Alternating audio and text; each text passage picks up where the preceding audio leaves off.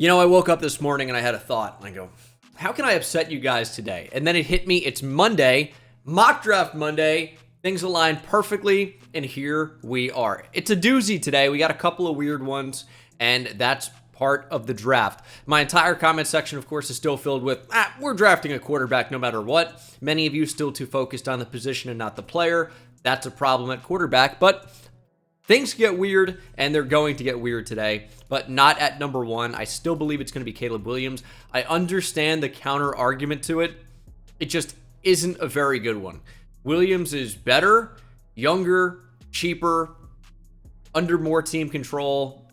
I don't really know what the argument here is. Like, yes, you could trade down and get more picks, but you still have not solved the quarterback issue. And if you're extending Justin Fields, it's going to be expensive. It just probably isn't worth it. Caleb Williams at number one. How often do you get to pick at number one?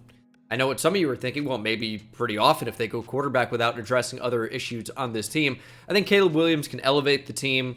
The team is coming together nicely. You just might be missing that one main piece. And of course, they do need to improve across the board, but Williams, I think, gives them the best chance to do that. Again, they have another top 10 pick. They have picks very high up in this draft, multiple top 50 selections. They're going to be fine. I think the Bears are in a good spot. Caleb Williams further solidifies that. Commanders at number two. I think it's got to be Drake May. He doesn't get nearly as much hype as Caleb Williams, but he's still very, very good. Big time arm. Gonna have a new head coach, new GM, new quarterback probably. Drake May makes perfect sense at number two. And at number three, I think, is where the draft kind of officially starts for me right now, because it's probably either Jaden Daniels at this point or Marvin Harrison Jr. Could it be a curveball and maybe it's the top tackle on the board, Joe Alt or Olu Fashanu? I guess that's a possibility, but a possibility that I think is a little bit less likely compared to the top two I mentioned. In this instance, we're going to go Marvin Harrison Jr. I did Jaden Daniels, I think, the last mock draft that I did, and it still very much could be, but maybe they're not quite sold on him.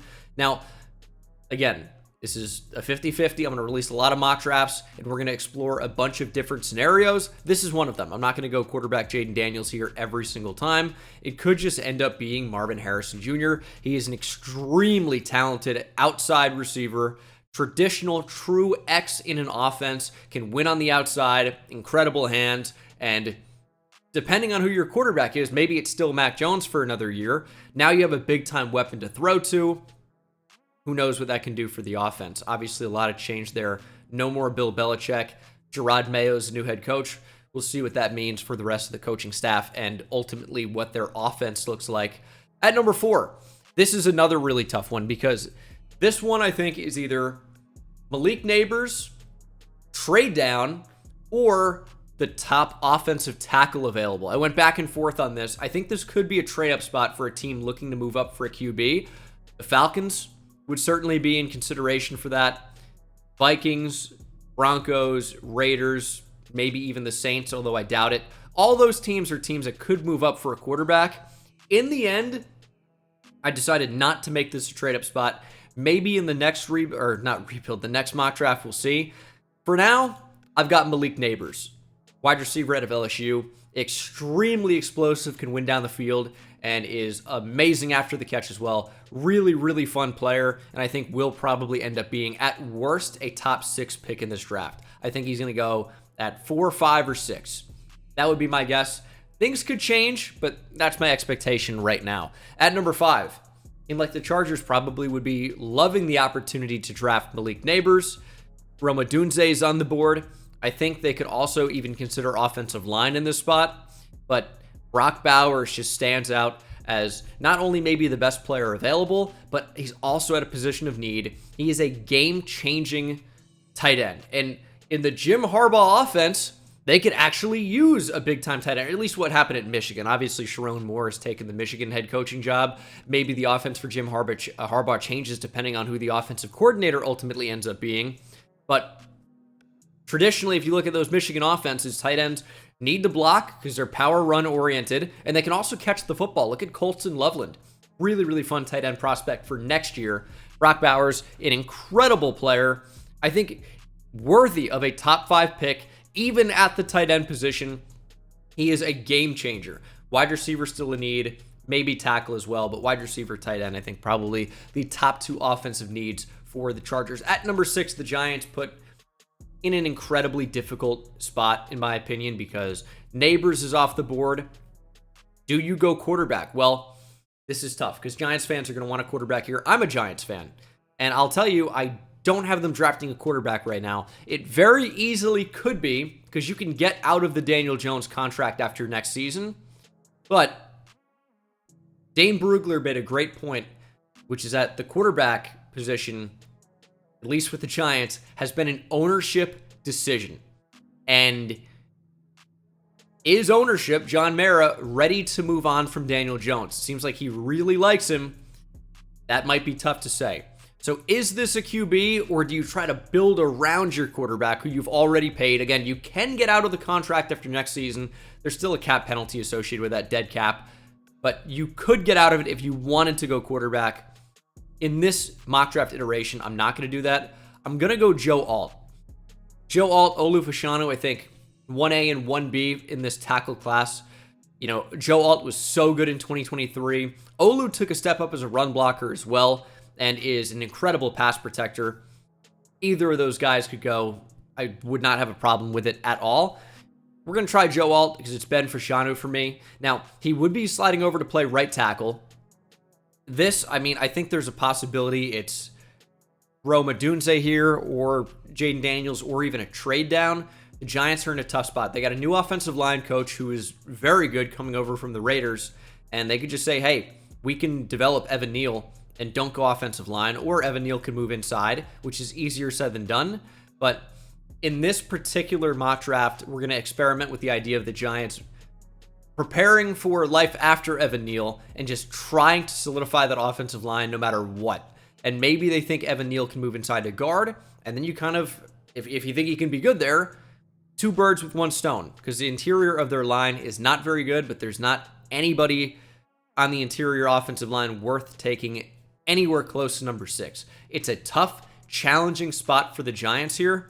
Wouldn't mind a trade down, but we're trying out Alt today, and we're going to follow that up with Olu Fashanu from Penn State. The Titans need tackle basically more than anything, and Fashanu can be a franchise caliber left tackle, and I think is athletic enough to move to the right side if you need. Now, it's a much tougher transition historically to go from right to left tackle. You see that happen a lot less often. Left to right tackle is certainly doable, although there might be a transitional period like Penei Sewell had when he was moving from left tackle to right tackle with the Lions, but now he's since blossomed to being one of the best right tackles, if not the best right tackle in football. At number 8, this is where we have Jaden Daniels. It's not a slide for Jaden Daniels. I think he'd go as early as 3 and as late as, you know, maybe these picks in the teens. I do think he ends up being a top 10 pick because of how valuable that quarterback position is, but who ends up taking him, we'll have to see. Here it's the Falcons. Could definitely see them taking a quarterback. I know they have some other needs as well. I typically give them an edge player if quarterback is off the board, but Jaden Daniels happens to fall in this one a little bit, and here he is drafted at number 8. Falcons could certainly use an upgrade over Desmond Ridder, although it would not entirely shock me to see them give him another chance. He has shown flashes of being good, but ball security is a problem for him, no question. He's also a really young quarterback who is athletic with a pretty big arm. You never know. You never know. Not every quarterback is, boom, good instantly. So we'll see what happens, but I've gone quarterback today, and again, I know the comments is going to be like, oh, you know, for the Giants, for example, or any number of these teams, how did you not give them a quarterback? Or bang, like, dude, we're not drafting a quarterback that high. It is what it is at this point, but not every team can draft a QB, and not the only scenario you think is possible, or I think is possible, will be what happens on draft day. A lot changes from here to then, and there will be a lot of surprises, as there always are when it comes to the NFL draft. At number 9, got the Bears going Rome Odunze, wide receiver out of Washington. He's got really good size and speed and would be a big-time weapon for new quarterback of the future, Caleb Williams. Already have DJ Moore. Interior offensive line needs to be upgraded. Really center, you know, moving on from Cody Whitehair. And they really have not had an ideal center because Whitehair has been someone that's moved around from center to guard over the past couple of years. But that's something that we're going to have to solve later down the board, not here at number 9. Odunze is a big-time playmaker. You need more of those if you're the Chicago Bears. At number 10, I have the Jets going with J.C. Latham from Alabama. Really, really solid offensive tackle. Right tackle. I'm a little bit higher on him maybe than some others are. I do think he's going to end up being the 3rd tackle off the board. It's a really strong tackle class, and Latham is certainly no exception to that. And especially when I say strong offensive tackle class, he is very, very strong. Really crazy grip strength. He can be a mauler in the run game, but you're not getting past him. Once he gets his hands on you, it's over a lot of the time, and I think the Jets have missed that on the offensive line in a big way. At number 11, this is one of those teams where it's like, how do we not take a quarterback? It's got to be a quarterback no matter what, is all I read. But I don't know that it is for sure a QB. And in the event that maybe the best defensive player in the draft falls to 11 and you need help on the edge, you got a lot of question marks there with Danielle Hunter, DJ Wanham. You have some expiring contracts. Dallas Turner has extremely high upside and is a good player right now. He, I think, is great value at number 11 and maybe would stop the Vikings from going quarterback at 11 when the top 3 are already off the board. Now, it doesn't mean that would stop a team like the Broncos, Raiders, or Saints, but maybe it stops the Vikings. Maybe you can bring back Kirk Cousins another year. Again, we're exploring possibilities. It's not a given. This could easily be a quarterback, but today it's Dallas Turner because he fell to you at number 11, which again, I think is really, really good value. And the Vikings do have a 2nd-round pick. The Vikings could even consider trading back up into the 1st round if a QB falls. And maybe that's the mindset at 11 that, hey, Dallas Turner's not going to be there, but maybe a quarterback will be if we really want to draft a QB this year. But with that same argument, if you really like a quarterback, if you really like a QB, you might just take him at 11, but doesn't happen this time around. But for the Broncos, it will. A lot of you are going to hate this, and I don't even love doing it.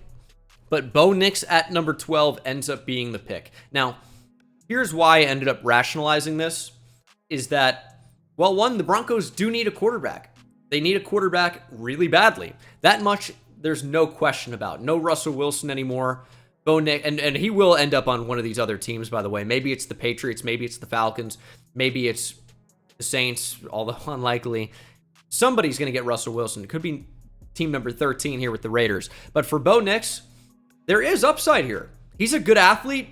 He's got a lot of grit. That's kind of what I use to describe Bo Nix. He's a tough player that's been through a lot. He was awful at Auburn and was good at Oregon. Now, it was an offense that was really designed on getting the ball out quickly, but with a guy like Troy Franklin, he was able to throw it deep down the field.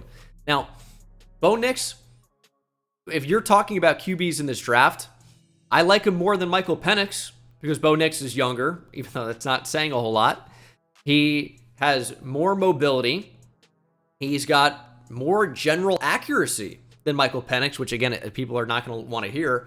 Penix is really good when he's driving the football. I have some questions about his touch overall. He's a really fun college player, really, really good passer at times, but there's just a lack of consistency that I see with Penix that for his age, I wish would be a little bit more refined when he's played 6 years of college football. But again, I don't want to make every video a Michael Penix hate session. That's just why I typically don't have him going as high, on top of the injury concerns, which there are many. But yeah, the Broncos have no 2nd-round pick. So you might have more desperation because there isn't, oh, maybe a guy falls to us or maybe we can trade back up. I think if they want a quarterback, I think it's at number 12. So that was my thought process there. I wish I said that a little bit earlier into this pick, but no 2nd-round pick could cause a bit more desperation. There is upside with Bo Nix. No question. Is this a bit early for me? Yeah, I think so, but if there's enough desperation, you really need a QB, you could really consider this at 12, and apparently, some teams in the league are quite high on Bo Nix, which could elevate him up the board.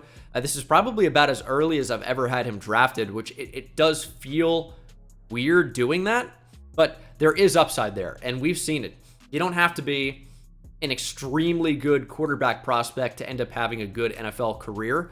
And, you know, if you get into the right system with the right weapons, you could be great. And Bo Nix does have some tools to work with. This is a guy who can move and can throw. There's something there, no question. I just think there's something there more in like the second round. I think he's more Will Levis than Drake May. I think, certainly, in my opinion. At number 13, have the Raiders, who may have been eyeing the quarterback position, and I think they may still ultimately end up going QB. Maybe they're thinking, hey, a quarterback is not going to fall to us now that there's been one drafted at 12. If we want a QB, it may be now or never, and that will end up being, for me, J.J. McCarthy, which...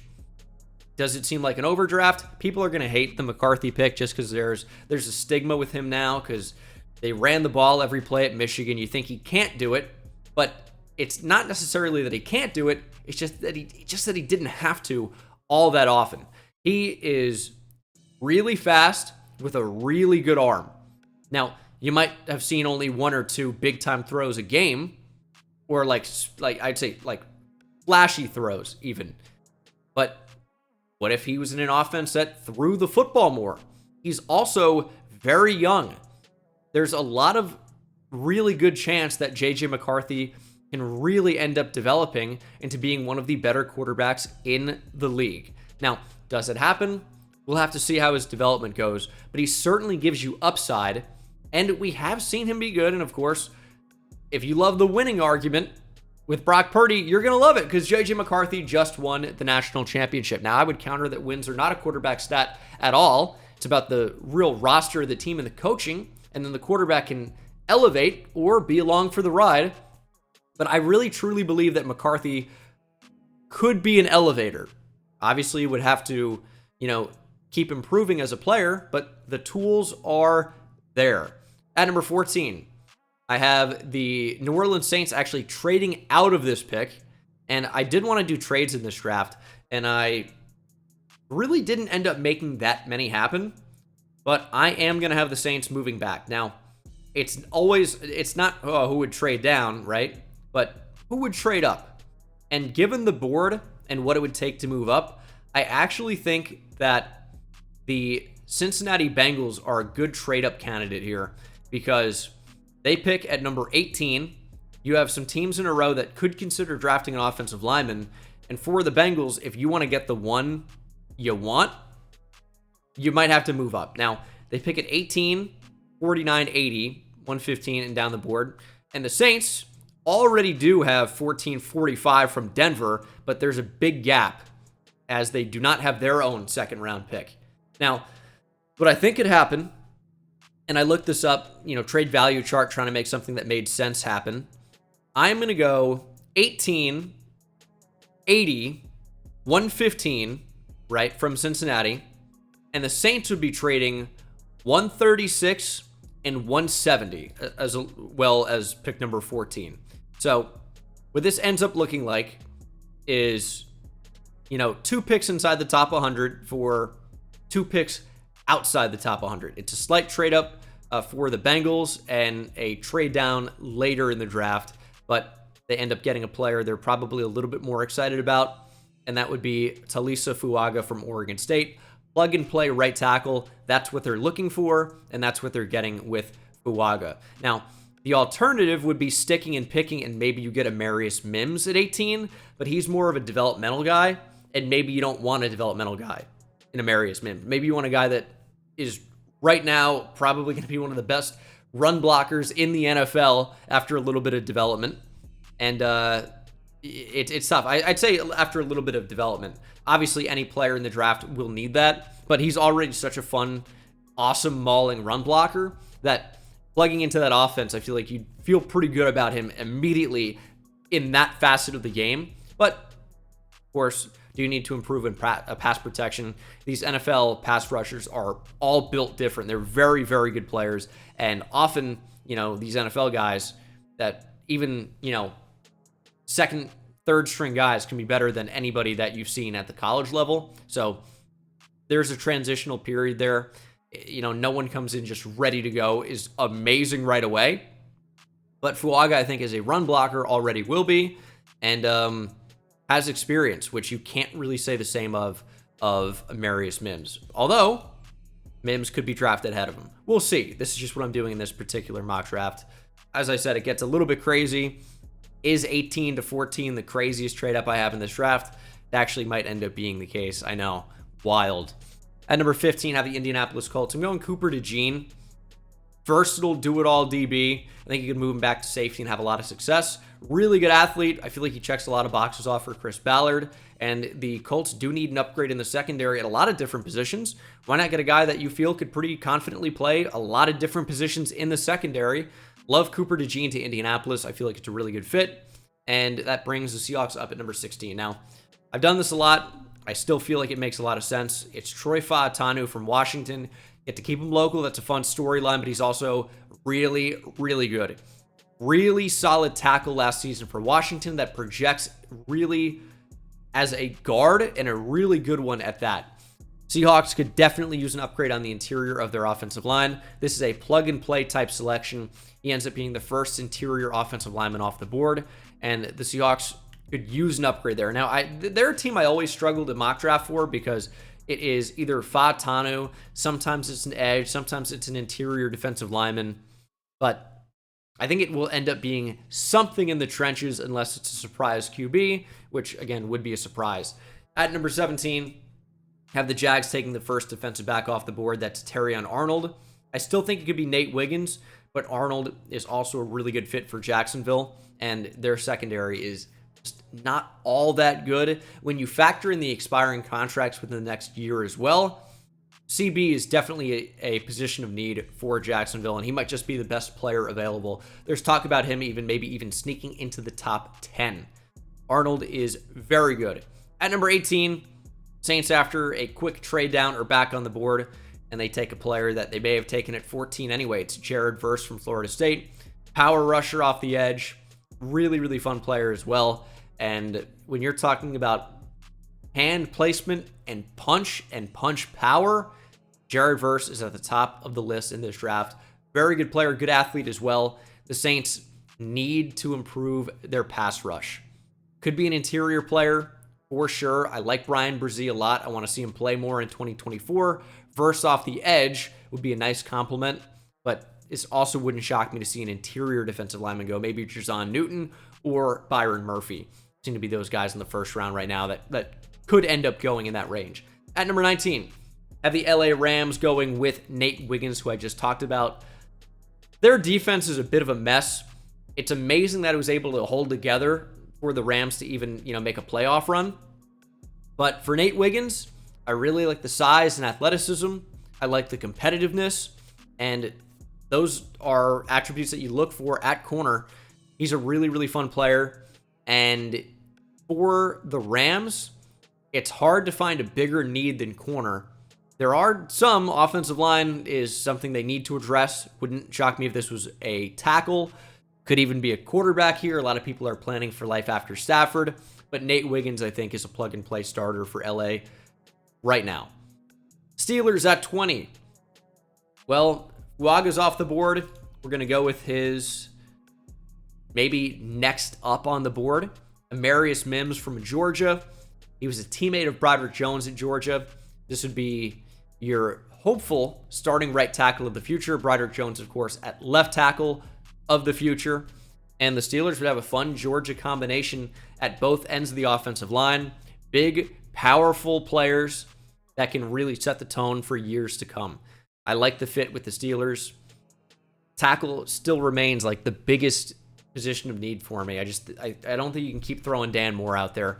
My personal opinion. At number 21, have the Miami Dolphins going with Tyler Guyton, offensive tackle from Oklahoma. He's about as athletic as tackles go in this class, and there are some really, really good athletes, but Guyton moves like a tight end more than an offensive tackle at sometimes, it would appear. Really, really fun player.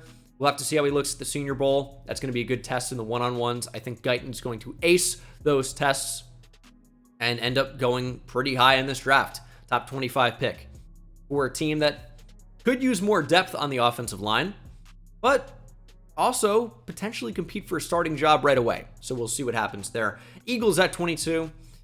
New defensive coordinator, Vic Fangio. So they're going to switch to a 3-4, which I feel like fits their personnel better anyway. But while I think that the Eagles always build in the trenches, you can expect an offensive or defensive lineman. I'm going to move this back to the secondary this time around and go Kool-Aid McKinstry, who still is on the board. Now, you can look at their corners and see some name value. Eli Ricks, right? Keely Ringo. Are any of those guys, like, ready to go? Are any of those guys better than Kool-Aid McKinstry right now? I'm not sure that they are. They could really use a young, starting caliber corner right now. Darius Slay is aging. James Bradbury is not good anymore. Kool-Aid McKinstry could be a starter right now. Their secondary is bad. Plain and simple. I know they have depth at corner, but nobody especially good at this point. Minus maybe Darius Slay, but age is certainly a factor at this point. At number 23, I am finally mixing it up. I've given the Texans Brian Thomas Jr. every single mock draft, and while I like to continue that, I'm going to mix it up today. We're going to go with another player that I'm really fond of, and that's Byron Murphy out of Texas. Hook 'em horns, of course. Byron Murphy is a really, really fun player to watch. Plays with great leverage. I'm happy to see him getting more hype. This is a player I've been wanting to put in the first round, and I think I started doing so at maybe the last mock draft. We had him going inside the first. He's a really good player, and he's someone with shorter arms, could push him down the board a little bit, but in terms of interior pass rush, he's right up there with Johnny Newton for being the best in the draft, and I think is also a better run stopper than Jerzon Newton. So Murphy could end up being the first interior defensive lineman off the board. Newton's overall size, including arm length and ability to stop the run, could hold him back in terms of going very high up the board, although I love him in this draft. He's a great pass rusher. I have to see how high he ends up going. And arm length is a concern of his as well. At number 24, have the Cowboys going Graham Barton, an offensive lineman from Duke, projected to move inside to guard, starting left guard probably, if you want to move Tyler Smith out to tackle, or Barton could just play tackle. So you have some flexibility there. This is someone that gives you a lot of different options to just go out with your best 5 on the offensive line. Maybe even try him at right tackle. If you don't like Terrence Steele so much, that would be understandable. But this is someone that maybe could even play center. So it'll be interesting to see what he ends up doing in the NFL, but the versatility is expected to be there. So really excited about that, but has played mostly left tackle for Duke. Packers at 25. Got them going Quinion Mitchell, cornerback from Toledo. I wouldn't let the school fool you. This is an NFL-type player. Toledo, of course, it's not like, FCS or anything that could really cause for some pause here, but it's obviously not Power 5. But still have been some great players from that school. Not that it matters. Scout the player, not the helmet. Mitchell's got NFL size. He's 6'1", 6 foot, around 200 pounds with 4.3 verified speed, apparently. So he's got NFL size. Certainly looks like he has very long arms when you watch him. That's a trait of good cornerbacks in this league. You can get your hands on the receiver early in press coverage and redirect, but he's someone who just flies to the ball. I really like him playing off man. He's got the closing speed to really do a lot of different things in the secondary. Really, really fun player. I think he ends up being a boundary cornerback. I don't think you move him inside to play nickel, and he's certainly athletic enough where you don't have to move him to safety. But Mitchell offers good value for the Packers here at 25, who need to improve their secondary. He can be a starting boundary corner, again, sooner rather than later. Bucks at 26, another team that needs a corner, but I'm not going to go corner. I'm going to go Brian Thomas Jr. from LSU. Receiver for the Bucks is just a position with many questions long term. Is Mike Evans going to be a Tampa Bay Buck moving forward? We don't know. What's Chris Godwin's future look like? Certainly more locked down than Mike Evans, I believe, and age is a factor there. But what do you have outside of those top 2 guys? Not a lot. And especially if Mike Evans leaves, you need a number 1, and Brian Thomas Jr. can be that. Big outside receiver with deep speed. Love him as a player. Number 27, we have the Arizona Cardinals. Going Laiatu Latu from UCLA. They need better players on the team. Latu is one, falls here because of some medical stuff, but is as good as it gets in this draft when it comes to rushing the passer. Excellent hand usage, has a number of moves that he goes to. He is awesome. Bills at 28. I've got Keon Coleman from Florida State. Lost a little bit of juice in this cycle, but I'm still quite high on him. The best jump ball receiver in this class. Typically, I do favor the guys that get open a little bit more than he does. Apparently, he was plagued by a lower leg injury in the second half of the year. So maybe that inhibited what he actually put on film. But he's someone that is a really, really good athlete for his size. I love the way that he moves, and I hope that he can develop as a route runner, because that'll take his game up to the next level, but is the best jump ball receiver in this class. I feel very confident in saying that as we get the Lions at 29. I'm going Braylon Trice from Washington. The Lions have a number of different needs on the defensive side of the ball. Edge is one of them. Now, I know what you're thinking. There's Josh Pascal. There's James Houston. I don't think you have a true 3-down player outside of Aiden Hutchinson, and you certainly need at least 2 in the NFL. Trice would offer you one. Is really just awesome at staying to his responsibilities. He can set the edge. He can rush the passer. He's got a really high pass rush win rate. I know a lot of you don't like that. I don't know why. It's doing your job on the play. That's what a high pass rush win rate means. It means you can win your rep, which guys who do that are better NFL players. Plain and simple, and he's great against the run. At number 30, I have the Baltimore Ravens going with Jordan Morgan, a tackle from Arizona. The Ravens have a lot of questions at the position moving forward. You know, Morgan Moses' long-term future up in jeopardy. A guy that can't stay healthy at all is Ronnie Stanley. You need help and depth at tackle. Jordan Morgan, either a starter right away or depth if Ronnie Stanley can stay healthy, an eventual starter at right tackle, but I think he could move in sooner rather than later at left tackle. Ronnie Stanley's just not someone you've been able to rely on because of health concerns. We'll have to see what that means for his future in Baltimore. At number 31, have the Chiefs going Johnny Newton. Falls in the draft a little bit. The Chiefs jump at the opportunity to get an explosive interior pass rusher. I think Steve Spagnuolo would love this selection, and it's not your typical Spagnuolo size guy on the outside. You know, he loves the guys that are 6'3", 270, but Newton on the inside is built more like some of those edge rushers. Maybe not quite the height and the arm length, but Newton on the interior offers a ton of juice. I think he just offers good value at 31. Might be too hard to pass on that. And then at 32, I have the 49ers sticking and picking, although I do think this could be a team trading up for a quarterback. I just question, is Michael Penix a first rounder? Who else would you really move up for if not a QB at 32? There are good players still on the board, but don't know that any of them go here to another team other than the 49ers at this point, if they keep that pick. I'm going Kingsley Suamataia out of BYU. He is someone that you would develop into being a starting offensive tackle. He's got great size and athleticism and is a bit raw. So if you want him to be your future left tackle, well, Trent Williams, tough to learn from anybody else, it's tough to find somebody else to help follow in their footsteps from than the best tackle in the league. Probably didn't phrase that particularly well, but you know what I mean.